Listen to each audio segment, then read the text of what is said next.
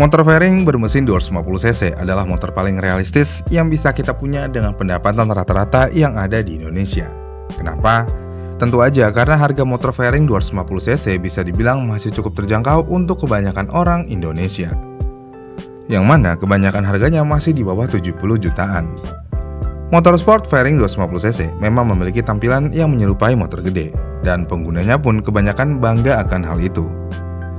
Namun, selain tampilan, sebenarnya performance motor 250cc tidaklah buruk, karena mau bagaimanapun, untuk penggunaan harian motor ini sudah lebih dari cukup.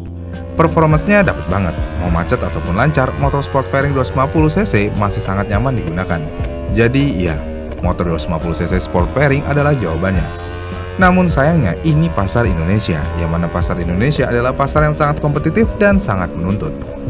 Pasar Indonesia pengennya semuanya bagus dan sempurna. Harga terjangkau tapi sesuai ekspektasi. Yang mana ekspektasi kebanyakan orang Indonesia adalah motor sport fairing harus memiliki suara kayak gini.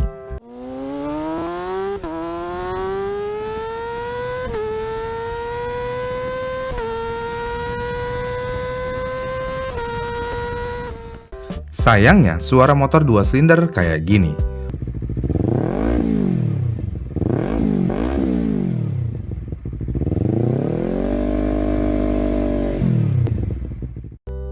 Sangat berbeda bukan? Dengan hal tersebut, akhirnya ada satu produsen yang menjawab permintaan tersebut. Motor tersebut 250cc, harganya masih bisa dibilang terjangkau untuk sebagian orang. Dan yang pasti suaranya seperti kebanyakan orang inginkan. Ya, motor tersebut tidak lain dan tidak bukan adalah ZX25RR.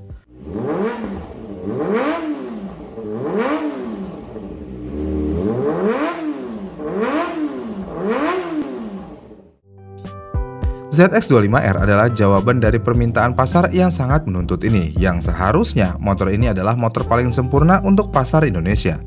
Tapi pasar Indonesia memang memiliki tuntutan yang sangat berlebih, karena performance motor ini sekarang menjadi bahan tuntutan lainnya, yang mana ZX25RR sering dibilang motor lemot, motor pelan, suara doang kenceng, lari nggak ada, dan lainnya. Dan faktanya, memang motor ini bukanlah motor yang ngebut atau memiliki tarikan besar. Kasarnya, motor ini ya lemot. Namun kenapa ZX25RR lemot? Jadi, ZX25RR sesuai dengan namanya, motor ini menggunakan mesin 250cc dengan konfigurasi inline 4 yang bisa menghasilkan tenaga maksimal di 51 horsepower. Jika dilihat sekilas, seharusnya mesin ini sangat powerful mengingat horsepower yang sangat besar. Bahkan jika dilihat dari motor 250cc lainnya yang 2 silinder nih, misalnya Honda CBR 250RR hanya memiliki tenaga di 38 horsepower, dan Yamaha R25 misalnya ada di 35 horsepower.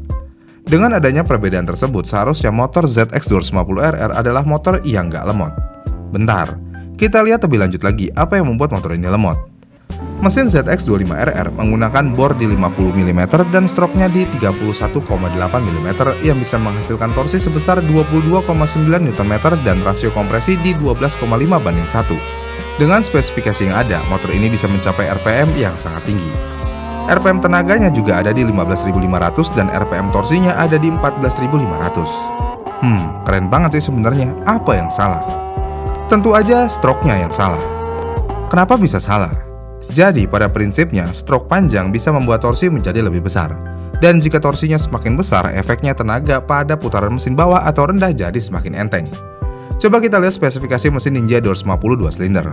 Motor ini menggunakan mesin 250cc 2 silinder yang bisa mengeluarkan tenaga di 38 horsepower dengan torsi maksimumnya di 23,5 Nm. Dan yang 2 silinder menggunakan bor di 62 mm dan stroke-nya di 41,2 mm. Jika dilihat dari kedua motor ini, ada perbedaan cukup besar dari ukuran stroke. Yang 2 silinder memiliki 41,2 mm, sedangkan yang 4 silinder memiliki stroke di 31,8 mm, yang berarti ada perbedaan panjang sekitar 10 mm. Dengan demikian, semakin jelas kenapa suara motor ZX25RR cenderung lebih menggerung, karena mereka lemot. Selain stroke-nya, bornya juga sangat berpengaruh terhadap torsi. Ninja 250 2 silinder memiliki bor di 62 mm dan ZX25RR memiliki bor di 50 mm. Ada perbedaan sekitar 10 mm lagi, dan pada dasarnya mesin yang memiliki piston yang lebih besar tentu aja akan memiliki tenaga dan torsi lebih besar pada putaran rendah hingga menengah. Dan ini balik lagi ke karakter mesin itu, karena mau bagaimanapun, karakter tenaga dan torsi mesin sangat dipengaruhi oleh desain dan tujuan dari mesin itu sendiri. Misalnya mesin 2 silinder cenderung dirancang untuk menghasilkan torsi yang lebih besar pada putaran rendah hingga menengah. Dan hal ini membuat motor 2 silinder lebih responsif di putaran mesin yang biasa digunakan sehari-hari, seperti 3000 rpm hingga 8000 rpm. Sebaliknya, mesin 4 silinder seperti pada ZX25RR dirancang untuk fokus pada tenaga puncak di putaran mesin tinggi.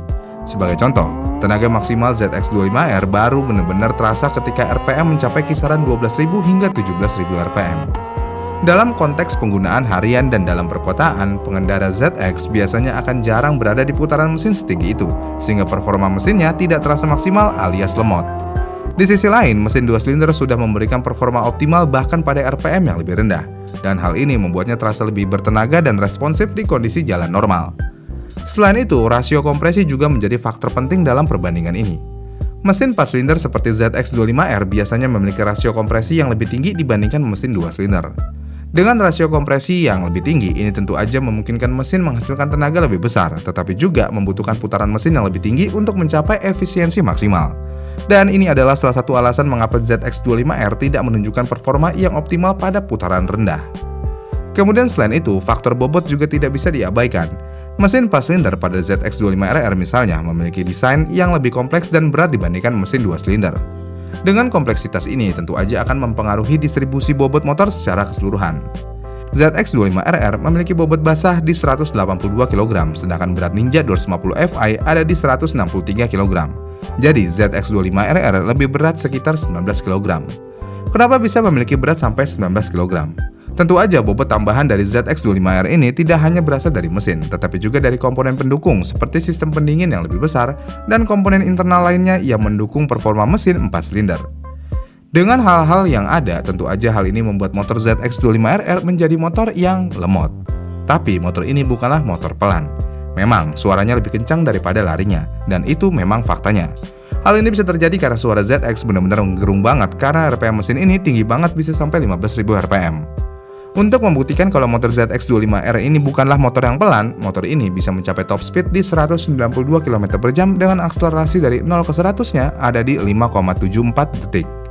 Sedangkan untuk motor 2 silindernya, misalnya Ninja 250 Fi, motor ini memiliki top speed di 174 km per jam dengan akselerasi dari 0 ke 100 di 6,7 detik. Namun bagaimana jika kita adu data dengan motor 250cc 2 silinder terkencang yang ada di pasaran saat ini, yaitu CBR 250RR. Honda CBR 250RR memiliki top speed di 181 km per jam dengan akselerasi dari 0 ke 100 ada di 5,4 detik. Jika dilihat, CBR akan lebih cepat dalam akselerasi bawah, yaitu dari 0 ke 100 daripada ZX25RR. Namun jika treknya semakin panjang, maka CBR 250RR tentu aja akan ketinggalan dengan ZX25R. Ini dalam keadaan standar ya, bukan keadaan hasil modifikasi. Karena jika dengan hasil modifikasi, semua ini bisa aja berbeda. Karena motor 2 silinder jika dimodifikasi di satu sisi bisa lebih kencang daripada mesin 4 silinder ini. Jadi kesimpulannya, Kawasaki ZX25R sebenarnya bukanlah motor yang lemot, tetapi lebih kepada motor dengan karakteristik performa yang berbeda. Kesan lemot ini muncul karena pengendara sering membandingkan dengan motor 2 silinder dalam konteks penggunaan harian, di mana motor 2 silinder lebih unggul pada torsi rendah hingga menengah. Namun dalam skenario yang memungkinkan pengendara memaksimalkan potensi RPM tinggi, ZX25R dapat menunjukkan performa yang sangat impresif. Yang pada akhirnya, ZX25RR memang sudah menjadi pilihan yang tepat dan sempurna buat kalian pecinta motor sport fairing. Tidak memiliki cc besar, tidak terlalu kemput, namun memiliki suara yang yahut. Harga baru motor ini cuman di 100 jutaan. Kalau nggak mau beli baru, ya beli second aja. Harganya juga udah di bawah 100 jutaan, bahkan ada di harga 90 jutaan. Jadi ya bisa dibilang motor ini cukup worth it untuk dibeli. Gimana nih menurut kalian? Tapi kalau kalian kaum mendang-mending, di harga 100 jutaan tinggal nambah dikit lagi, kalian bisa mendapatkan real moge. Tapi ya kan balik lagi ke kebutuhan dan ketebalan dompet kalian masing-masing. Jika mau mendang-mending terus, ya tidak akan ada habisnya. Segitu aja video kali ini, terima kasih sudah menonton dan sampai jumpa di video selanjutnya.